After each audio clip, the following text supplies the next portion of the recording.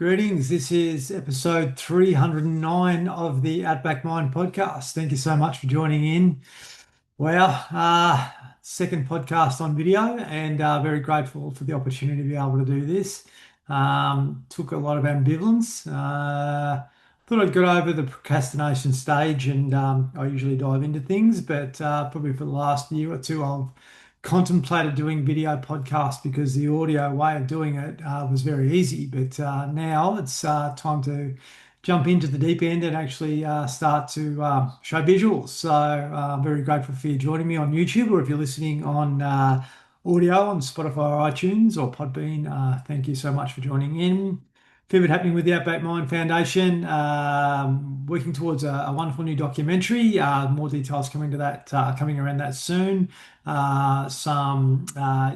very insightful information we want to try and get out into the community over the year and into the new year next year. So keep you posted with that one. Really exciting stuff. Podcast today. I have Kirsty Greenshields on with me now. Many of you may not know Kirsty. Many of you might know James Greenshields, her partner. James has been on the podcast before, and James and I have done various things over the journey with regards to men's health. His partner, Kirsty, his wife, Kirsty, is really forging her own pathway with regards to working more proactively in the healing space. Kirsty's an ex-soldier. Was in the Australian Army for a period of time where she met her husband, James.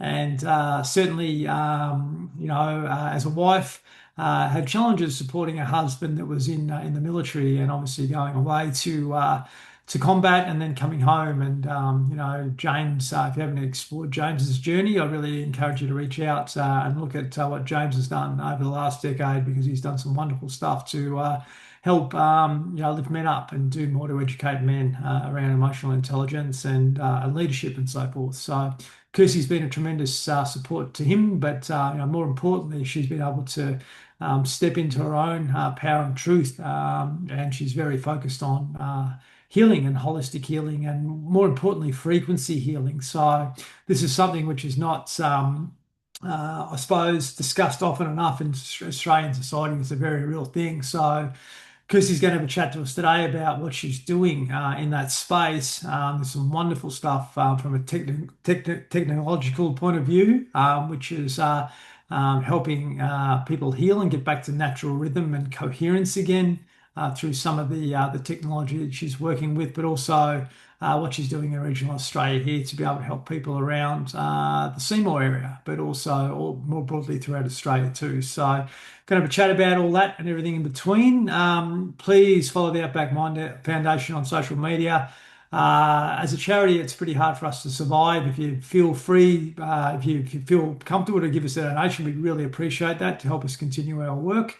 And if you'd like some personal coaching, I've been doing a little bit of one-on-one stuff with people, and also teenagers actually, to be able to give them some direction. If you want to check out calmsoulcoaching.com, please do. But also, yeah, as I mentioned, chip in if you can. Look at the Outback Mind Foundation website, see a bit about the work we're doing, some of the treats we're offering, and other bits and pieces as well. And if you want to reach out to me personally, please email support@outbackmind.org.au. All right, appreciate this the opportunity to have this chat with Kirsty, and I'm sure you're going to love it. I will look forward to connecting with you wherever you are in the world, and just appreciate your feedback on this chat. Kirsty, we're recording. How are you? Nice to see you. I'm really well. It's nice to see you as well. Yeah, isn't it wonderful that we can do this? And as I mentioned, this is really it's taken me like 3 or 4 years, nearly 5 years, to start doing podcasts visually like this. But my own ambivalence kept getting me in the way of actually doing it. But it's so much better to have a connection with the person that I'm talking to rather than just hearing them, I guess. So I really Yeah, appreciate it it. really is, isn't it? There's just something about it, when we get to meet face to face. And even though we're not in the same physicality, we're still able to have that face to face conversation. And it does make a difference. Yeah, big time.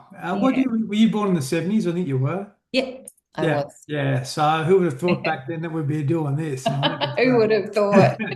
It's amazing. But look, I've really grateful for the opportunity to have a chat here. I've known James for quite a while, and I've followed James's work, and we've done a little bit together, and followed what you've done. And coming from the background that you're in, obviously the military, and it was quite a masculine sort of environment to be in. Obviously, progressing to where you are now is a wonderful journey, and I know you're really passionate about it. But can you tell the viewers a little bit about yourself, where you were brought up and what your childhood was like that actually led you into wanting to pursue a military career? Yeah, absolutely. It's funny. I think about I left the military in 2002, so it's like 24, 23 years ago or something now. So Mm. it's I really say like I've lived so many lifetimes since then, and it really was a different lifetime. But I joined the army when I was just out of school. I actually had a year off after school, and I applied for the army when I was still in grade 12 because they came. It never crossed my mind that the army would be something that I would do, and I grew up in, my mum and dad were separated when I was 10. And so my mum had three girls that she raised on her own. So as a family of all women, a dog was a girl, and it was just women, and the army was not something that was in the forefront of my mind. And then uh, one day they came and they talked to us about the Ready Reserve scheme, if you remember that back in the 90s. Mhm. And they talked to us about the Ready Reserve scheme and like all of this adventure that was just there in front of me. And I'm a very adventurous soul, and it really appealed to me. And so I then applied and went down that route. And I applied for the Australian Defence Force Academy, but didn't actually get in. I got in, but I didn't get in because of medically, because I had acne back then. And so they deferred me for a year. And so when I eventually went there, I'd taken a year off. I'd had a little bit of life, and I went there when I was almost 19. And so I went through the Defence Academy and done Troon, and I was really good at playing the game. So I just decided that this was what I was going to do. And the reason why I did it was because I wanted to go to university. And if I didn't go to the Defence Force Academy, I was going to go and study like leisure studies, which would mean that I'd be working in resorts like in North Queensland or something like that. And so I did it because I was getting a free degree, and that meant my mum didn't have to pay for it. My mum was a single mum of three girls. And Mhm. so that was really one of my primary motivators to actually join the military. It wasn't any, strong patriotic thing. Like if you speak to James, he was destined to join the military from a very young age. That wasn't me. And like as a human, I didn't really understand why I was doing it. I was just doing it because I thought it'd be fun and I would get a free degree. And I did. I had so much fun while I was in the army, and I did some really awesome things. And I was in the army for 9 years, and it brought me some really great skills in my life. But what it also did was show me over time, it showed me the path that I was complete with. So when I was 27, I think I was about 27, that was when I call it a nervous breakdown because that's what it was at the time. Like I was a good game player, but when there was a lot of pressure, I would internalize it. And so I internalized a lot of pressure, and then it just really got to me at that time. 27 is what they call the Saturn return. So that's when we kind of have that new phase of life. And I really felt it at that time. And I had a breakdown, and realized that I needed to do something different. And so that's when, at that point in time, I started looking at going back to really where I thought I would go if I didn't join the army, which was into that realm of like outdoors, connected to nature, earth. And so I left the army and I started studying naturopathy. But what actually really helped me to shift myself at that time was yoga. I found yoga at that time, and I started to work with my body and my spirit and my mind all together. And it helped me to come back into this place where I felt like I had clarity. And that's when I realized, okay, I actually want to study to be a naturopath. And started down that route, and here I am now, Mm, 23 years later. amazing. Look, common, I'd say, with most people, men or women, that they're pretty disconnected from themselves between, say, 15 and 30, as a minimum, but potentially throughout your whole life, you're sort of disorientated and you're not really emotionally conscious, if that makes sense. Yeah. It sounds like to me you were very hyperstimulated with regards to the role that you were doing, and you'd lost touch with yourself. Would I be right? Or like Yeah, in a absolutely. sense? And it was very important to me that I did well. So I was somebody who I looked like I was doing really well. When I said I Mm, was going to leave the army, all of my friends were shocked because they thought that I was going to become the first general, because I played the game, I did what was required of me and I did it well. But the thing mm, was, I got to a stage where I would go to work, I'd play the game, I'd do it well, I'd come home, I'd drink a bottle of wine by myself, and I'd go to bed and I'd wake up the next day and do it all over again. And I mm, actually went to the doctor one day because I had a really sore lower back and I couldn't understand why. And that's when the doctor asked me a whole bunch of questions and said, I think that you're depressed. And I was mm, like, what? mm. Yeah. I was a high functioning depressive. Yes. Yeah. Pretty common. Some of the work that I've done is in the medical industry, and nurses primarily do the same thing. Show Yeah. up, look great, but also smashing themselves at the end of the day to regulate reactively rather than proactively, if that makes sense. Yeah, absolutely. So look at that. If you would have been taught some skills before you went into the military on how to regulate yourself proactively, would that have made a difference possibly? Oh, 100%. You know, Yeah. I was grateful for my mum. My mum was interested in, All um, right. Gotcha. so Yeah, all sorry right. about that. I had it No, on Do Not Disturb, but when my family calls me, it gets through Do Not Disturb. gotcha. That's all right. No, no, all good. No, Did you want me to start that again? no, no, absolutely Okay, not. Keep cool. going. Yeah. It was Yeah, my no, daughter. no, no worries. We'll forgive you. She can wait. So yeah, I was really grateful for my mum because she taught us about nutrition growing up. She taught us what she could about natural health and things like that. And I had a pretty healthy upbringing. And she didn't know what she didn't know. She didn't know those emotional things, and therefore whilst I had the physical knowledge of how to live a healthy life. Like you said, I didn't have that emotional knowledge that I could. And I had my own traumas, if you like, with my parents separating and everything that came after that.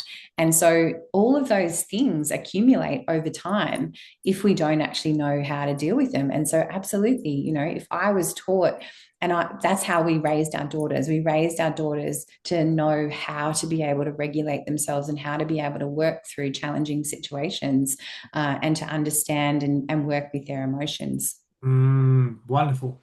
You've got two daughters, so this all came after 27.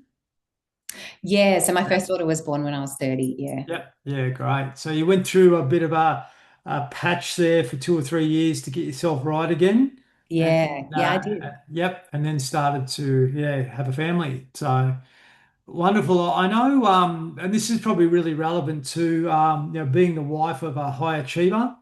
Obviously, you had your own path, and you were a high achiever yourself, and then you become a parent.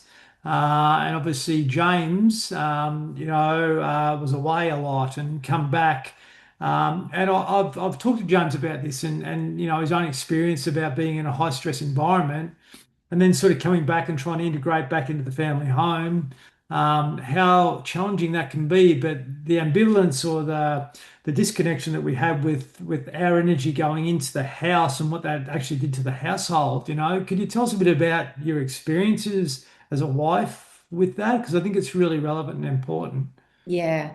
So I obviously started studying not long after I left the army. And so by the time James went to Iraq, which was, that was kind of the catalyst for us changing our lives. By the time he went to Iraq, Abby was our eldest, and she was about 15, or she was 12 months when he left, or 11 months, or somewhere around there anyway. And so I'd done a lot of study in the natural health realm at that point in time. And so I was already on my path of awakening, and I already understood. And so there were lots of conversations that were had in those years leading up to him going away. And we were kind of like going like this out in our trajectories.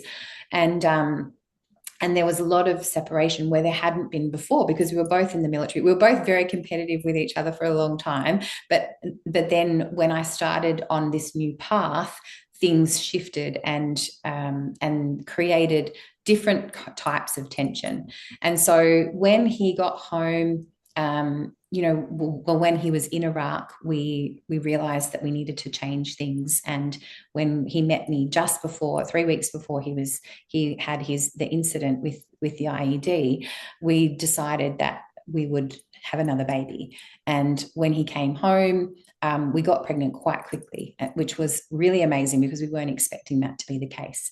And so he got pregnant. We got pregnant quite quickly, but he was very, very angry. And so at that time, I had 17-month-old, and I was also dealing with a husband with post-traumatic stress, who the way that it came out was anger, because he would go to work, because he was a high achiever. He would go to work and he would hold it all in and pressurize, and then come home and the pressure would explode. And obviously he's dealing with a toddler, and so that's naturally going to amplify the pressure so that it lets go in a safe environment.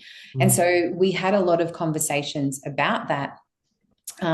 I was grateful for having learned the things that I'd learned in the lead up, not so that I could sweep it under the carpet, but so that I could help him to be able to feel okay about what was going on for him. If we'd swept it under the carpet, it probably, in some world, it probably could have looked like it was a little bit easier.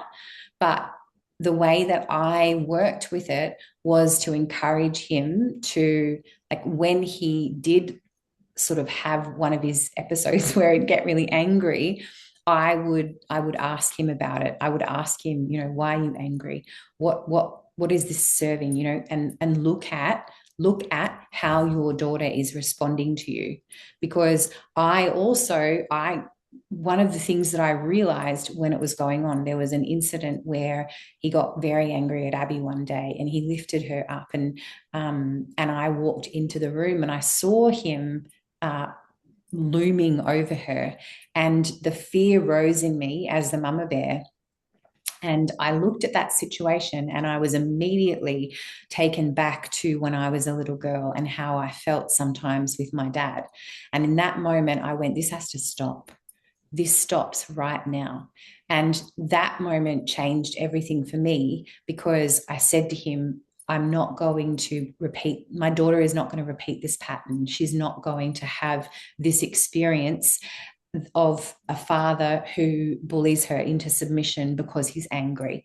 And that then led us onto a new path where we learned so much more about dealing with our emotions and being able to have these conversations and allow the emotions to move through us, rather than getting into those situations where we're triggered and therefore exploding at those we love. Did that answer the question? Definitely, very well. And it brings flashbacks too for me, and I'm sure it would for most parents as well, But if you hadn't have done that work on yourself for that 3 years or beyond that, do you think you would have had the literacy to be able to respond the way you did? No, Yeah, no, yeah, I yeah. wouldn't. It was so necessary for me to have the experiences I did. And also having had my own sense of depression, I went to see a psychiatrist. I was on antidepressants for 3 months, and then I realized that I couldn't do this anymore. Mm, And then I went cold turkey. But I still had the experience of being in that state where I was never suicidal. But I also knew what it was like to not want to get up in the morning, to go to bed at night and just not care what happens next. Mm, And so, whilst I didn't have the same experiences of anger as he did, I had my own experiences that I was able to create like a resonance with him, so that we could then have conversations about it and help him to see that, okay, this is probably not the best way to interact with those people that I love. yeah, well said. We'll get off track a little bit, but your relationship with your dad, obviously your mum and dad split up early. How old were you when that occurred, and did that have a real impact on your own life early on? Yeah, absolutely. I was 10. Yeah. I was 10, and I was the oldest daughter. And I, my, my father, I always said that my father leaving was probably one of the best things that could have happened, because, because I was able to step out, because I was I was really kind of under the thumb of him, because I was the eldest child and I wanted to please him. And so him leaving was kind of a blessing, if you like, Mm, because he was quite an angry person, and bless him, that was his path, and that was his journey in life, was to experience that and do his own work with it. But um, I'm grateful that I was able to help my husband, the man that I chose, in a way that I wasn't able to help my father, so that mm, my daughters didn't have to experience what I experienced growing up. And it yeah. wasn't like, when I say that, I didn't experience a lot of bad things like a lot of people do. I didn't experience a lot of abuse and things like that. But I made decisions about myself where, I was quite meek in a lot of ways. And because I just wanted to please my dad, and I didn't want to get in trouble. Yeah. Yeah, yeah, well said. And certainly like, yeah, a lot of our personal wounding happens early, doesn't it? And you may not have discovered that until you went through what you went through as an individual, and that carries, throughout our whole life in general. And some people don't actually they're not confronted with it the way that you were possibly confronted with it. So you're able to have compassion and empathy for your dad, but also that helped you manage the situation with James better and be able to, move forward and be proactive, which is great. So Yeah. thank you for sharing that. Yeah, and absolutely. And as an adult, for me, my daughter's well-being was so important to me. And so Mm, that's what guided me the whole way through, was that I wanted them to have a healthy experience growing up of their parents. And mm, how can I do that? Well, the way that I can do it is to actually not just allow my husband to just fly off the handle, mm, not make it okay. yeah, well said. And oof, I'm sure you've been through your ups and downs in your relationship, and that was probably a pivotal moment. But certainly, yeah, well done for being there for James, and I'm certain, um, I know he's so grateful for that, because a lot of men don't experience a woman that's really proactive when it comes to managing our behaviours and so forth too. And yeah, look, there's a lot of stuff which is coming out in the behaviour, and I personally, some of the most powerful work I've done is in a prison environment, where I've seen guys that have been punished for that behaviour, but no compassion for the behaviour, and that could have Yeah. been turned around if we had have had, the maturity like you're able to demonstrate there. So lots of work to be done, I Yeah, think. that's such an Um, important point that you just said, compassion for the behavior. mm, There's always something behind it. yeah. And that our need as a society to punish bad behavior, it doesn't help us. It's not Mm, healthy. We're mm, throwing so much at it, but it's not helping that we punish that supposed bad behavior. mm, It's so awesome that you're able to, that you can do this work now. Yeah, counterproductive. But this was a really pivotal and important question. And we're getting off track a little bit again, but why do you think there's so much ambivalence in society to do that? Why aren't we going the other way like you and I are trying to do to be able to support, antisocial behavior from a positive point of view rather than a negative point of view? And this is colonial stuff, which has rolled downhill for a long time. It's a big question, but it leads into the work you're doing now and that too, I guess, more broadly. Yeah, I mean, at the crux of it, it's personal responsibility. Our society doesn't want us to take personal responsibility, and there's so many layers of that. And you and I could talk for hours, I'm sure, about it. But it's easier to not take personal responsibility. It's easier to blame others, and therefore to punish the wrongdoers. Yeah. And because in our society we need to have the rules and we need to have somebody who's in charge and those types of things. But if we were to encourage a society where people take personal responsibility, there is a level of sovereignty that is then implied and acted upon in the community. And so many people are afraid of their own power, which means that puts a whole nother layer on top of it, which means that it's easier to not take personal responsibility. It's easier to project into the world and say, well, that person did something wrong, rather than coming into ourselves and having some compassion and looking at the situation and saying, wow, how can I help that person? How can I, instead of judging that person as bad, how can I help that person? That's unheard of really in our society. And it the simple answer is helping others take personal responsibility. Why don't people do it? Because they're afraid of what it might be. And people don't trust themselves because we haven't been taught to trust ourselves. Yes, correct. Yeah, disempowered rather than empowered and Yeah. taken away from that Yeah. alignment, which is really the heart rather than, the fear. Yes. And we've been very much guided towards fear and guilt and shame, which is a low vibrational, emotion or emotions. This is, yeah, absolutely a conversation for another time or a podcast for another time. But certainly, yeah, like a lot of my work, and I know James's as well, and yours too, is to help people like, okay, you need to work on yourself, and that's a constant thing throughout your whole life Yeah. to do that, and if you look at your own journey, you've been able to potentially break cycle, which may not have been broken if you had to continue those behaviors. Yeah. That's Yeah, so my observation with the whole mental health space, and I know it's similar to yours and James's, is responsibility and accountability is key, but also to lift your frequency and to lift your vitality rather than just staying low vibration or low frequency. That's actually like do what we can to lift that and reach our potential, which is our birthright.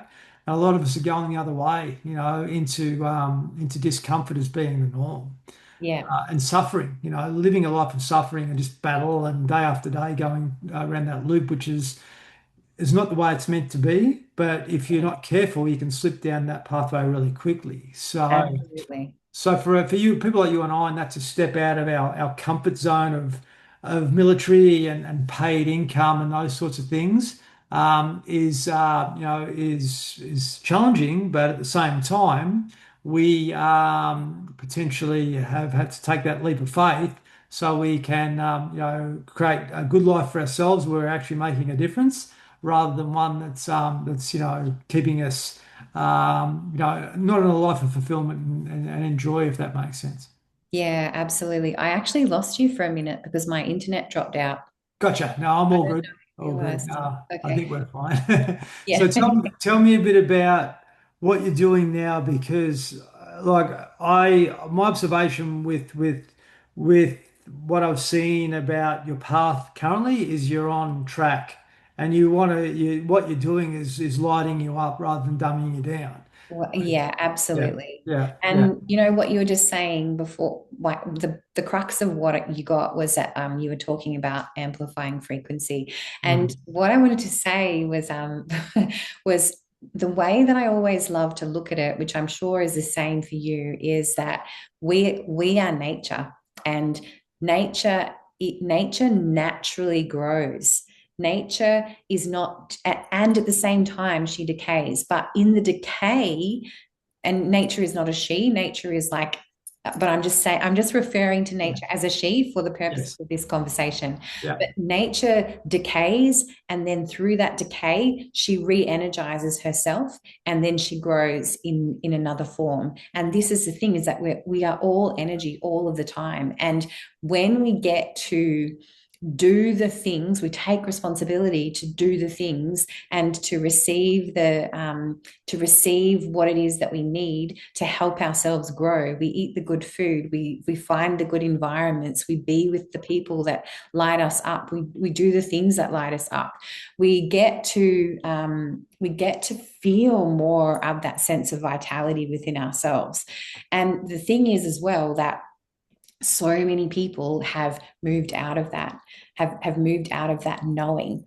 And so for me, we moved to Central Victoria last May. And we currently, before that, we'd lived in the Byron Bay region for 10 years. And so it's a very different frequency there to how it is here.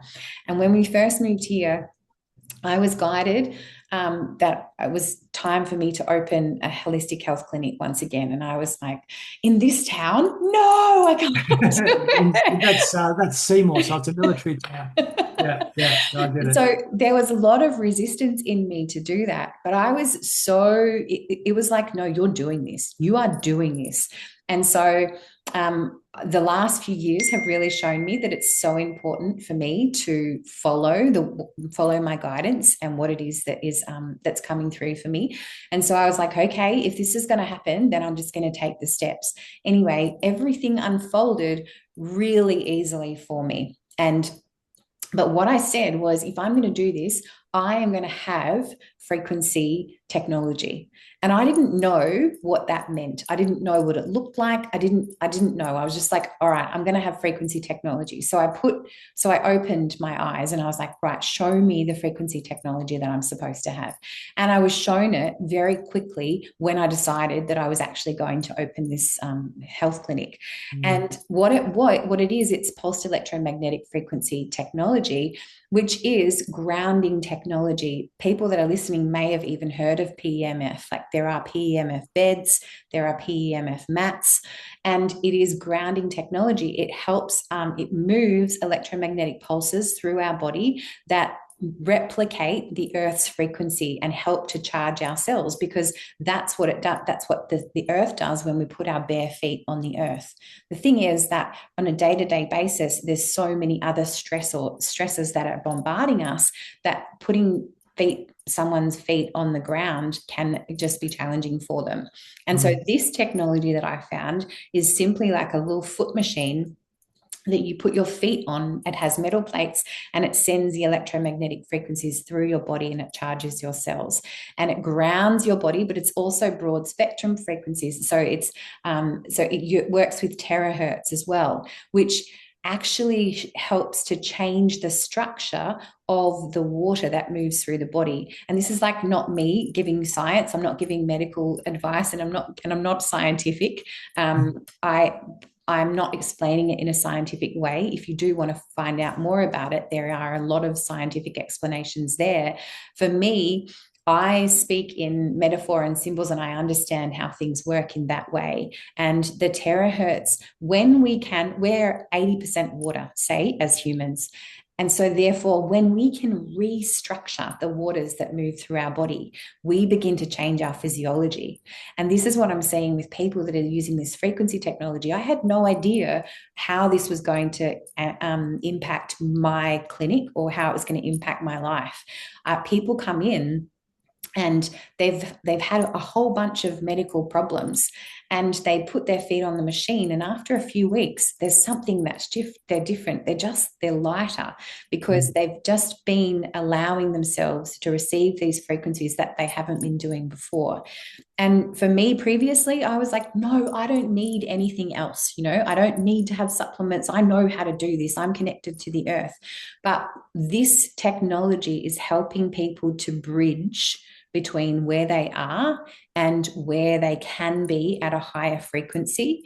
And Mm. it opens them up because of what it does. It's simply sitting and receiving these frequencies that we don't have to understand in our mind. And this is the beautiful thing about our body as well, is our body knows how to shift when we allow it to shift, Mm. because it's Mm. just because it's nature. And it knows how to grow when we give it the intention of growing. And so if I offer somebody the opportunity to sit on a machine and just put their feet on it, or just have it, coming in at their neck or their shoulder if their shoulder's sore, it offers them an opportunity to sit and relax and allow their body to do what it needs to do. And that changes their mind as well. And it changes the physiology. And yeah, you can tell it's lighting me up. Oh, I absolutely can. And well, geez, thanks for sharing that. But I tell you, like, we've become so denatured, particularly over the last 20 or 30 years, that we're constantly bombarded with stimulation, and the grounding piece is huge because of that denaturing, if that makes sense, and you look at humans in our essence, we are part of all that. We Yes. are part of it all, but we've been disconnected from it.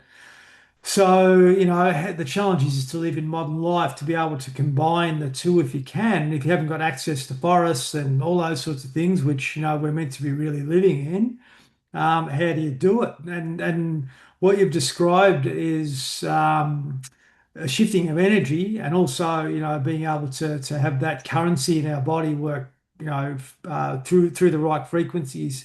I had Veda Austin on the podcast recently. She's a wonderful technologist with regards to water and what What up? water. Yeah, that's right. So we are primarily that. Mm. So, to be able to have that working well within our own system and that energetic field in our own system, flowing as it should, then that responds to vitality, Yeah. responds to better mental health, and responds to all these things which are lighting us up, as you mentioned, rather than putting our light out. And Absolutely. yeah, Yeah. yeah. And Let's go ahead. yeah, and I was just on what you were just talking about the water. We are water takes on water, and Veda would have talked about this. Water takes on the memory and what is around it. It takes that into itself. And so we're on a daily basis being bombarded with all of these frequencies, and our bodies take that on.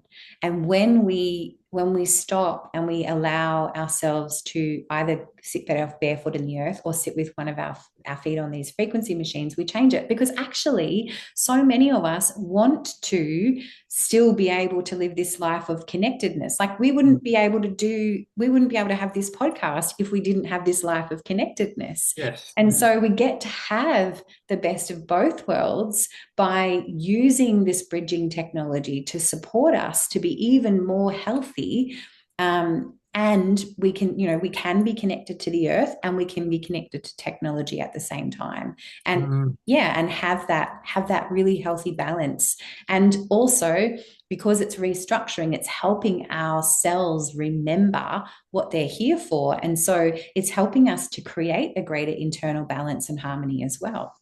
And something that came to me before is we're so much greater than the mind, and the mind's trying to control everything, and Yeah. science is trying to control everything. But this is really, this is universal intelligence, which is beyond the emotional, or sorry, the mental, descriptions of things that we've given them, if that makes sense, So we're getting out of the road, and we're starting to let things start to work as they should, Yeah. and open up and heal as we should, because I think, yeah, most of us are blocking that healing, coming in. Yeah. And we're getting in the way of the natural progression of our own evolution, but also our own ability to be able to respond, to nature as well as what we possibly can. Yeah. Anyone that's been camping, for example, knows what it's like to feel good after a few days because you're back connected again. Mhm. But a lot of us in modern life aren't able to experience that as often as we like. So it's being able to bring that into our own home and into our own well-being strategy, which can give us the ability to be able to have a feeling like that on a regular basis, which I Yeah. think the technology that you're talking about allows that to happen. Would I be right? Yeah, absolutely. That was one of the reasons why I loved it in the first place, is because people don't have to come and see me. I want to Mm, make myself redundant. I don't want people to be reliant on me because I believe in personal responsibility. And so mm, people can have these devices. They're so much more than machines. People can mm. have these devices in their homes and experience it and have more of that ability to feel responsible and to feel vital and to feel alive in their life, because of the technology, because of what it is, and also because of the price point that's available to people. There's so many layers of this tech that just really spoke to me, and I knew that this was the way of the future. Mm. And you're someone that I feel you can call bullshit really easily. And there's so much out there that gets thrown at us. And it's the same as me, I can smell a rat pretty quick when it comes to this sort of thing. But there is some really genuine stuff out there. So I don't know much about what it is that you're doing here, but it sounds like it's pretty good. And I Yeah. know you talked about a site called Activated Living. And a lot of the technology in that you are talking about here is sort of involved with what they're doing there. Is that right? Yeah, Yeah. absolutely. Well, the company itself is Ollie Life. That's the company that has these devices. And I have quite a few of the devices. I use them in my clinic. I've got an open day tomorrow where people can come in, they can come sit on a device and have a cup of tea and just connect with other people. Because I want to amplify the frequency of this town. And that's one of the ways that I can do it. But I Mm, also got the opportunity to go to China in January with the company. I was gifted a trip, which was phenomenal. There were hundred of us from around the globe. And I met the owner of the company and saw what had gone into the company over the last 5 years as well in its development. It's been the devices have been moving through Asia over the last 3 years, and they're really new to the West because it takes us a little while to catch up. And so the technology is Chinese. And from the moment I saw it, I realized that it worked with energy meridians in the body. That's what it does. And so having been to China and built my belief in the company and the way that it was built as well, really gave me that sense of belief in what's going on here, and then my own knowledge of health and healing and my own journey, and then seeing people in my clinic, seeing people that I know having shifts in their life. All of these pieces have just come together, and I love talking about it.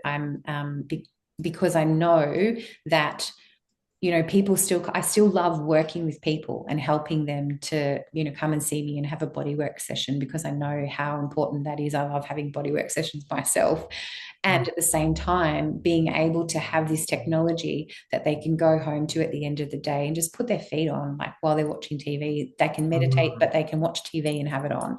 um, mm, and it charges them after being bombarded on a daily basis. mm. Yeah, it's awesome.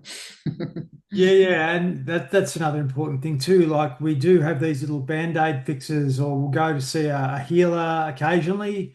But if you can do something on a daily basis to keep yourself, regulated, that's a big plus, Yeah. So yeah. And that's a really important part of the work that I do, is teaching people self-devotion, or helping them remember self-devotion. And ritual is one of the ways of doing that. Mm, And using technology like this can be a ritual. It can mm, be, it's a daily thing where this is a devotion to myself. I'm going to spend 20 to 30 minutes with this technology because I know what it's doing to my body and how it's enhancing my vitality. And well-being, yeah, that's right. Yeah, yeah, rather than taking it the other way. And yeah, Yeah. we do need to invest in ourselves, because if we don't do it, no one's going to come and save us. We've got to put time.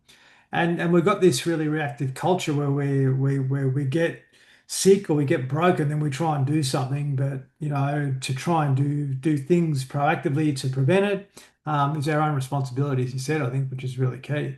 Yeah, absolutely. So if people can't make it to Seymour tomorrow, I'm recording this on Thursday. What's the date today? The 15th or 16th of March. Obviously, the people might be able to get there, but how can they reach out to you to learn more about this, or how could they connect about some of the other work you're doing on that as well? Yeah, you can find me on Facebook, just Kirsty Greenshields. You can also go to kirstygreenshields.com dash home slash home, and you can find me there. And yeah, I'm on YouTube. I have a podcast as well called The Beauty Way, Yeah, where we talk to people that are like you, Aaron, that are like contributing to a more beautiful world that our hearts know is possible. right. And yeah, there's lots of places to find me, but yeah, just reach out. And in Seymour, I'm in Station Street. If anyone's listening to this and you're around Seymour, Yep. I'm in Station Street, right in the middle of Station Street near the pedestrian crossing. So yeah, I'm out there. And so if they want to look up the equipment that you mentioned, is it called Ollie Nation? Olly? Yeah, Ollie? Yep. if you go to my website, kirstygreenshields.com, and you can go slash services, and up the top you'll see products. And if you click on that, there'll be PEMF technology, and that'll take you straight to the website that shares all the information for you. You can also reach out directly to me, and I can send you information from there as well. So yeah, but Ollie Life is the company if you want to research it yourself. Ollie Life, just put Ollie Life into the actual Google search and you'll find out more about it. Amazing. Mm. Um, with everything we've covered today and discussed, is there anything you'd like to leave the listeners to ponder on? Yeah, I think I'd just love to come back to that last piece of self devotion. If you can do one thing per day that is intended to be devoted to self, you will begin to change your frequency, and you will step on the path of taking greatest personal responsibility, which is, as we've said, more of what this world needs. Spot on. No, that's right. Yeah, just taking that time to tune in rather than tune out. Because I Yeah, think there's so many distractions that are wanting us to connect with that, rather than turn inward. And I think we've forgotten as humans how to do that. yeah.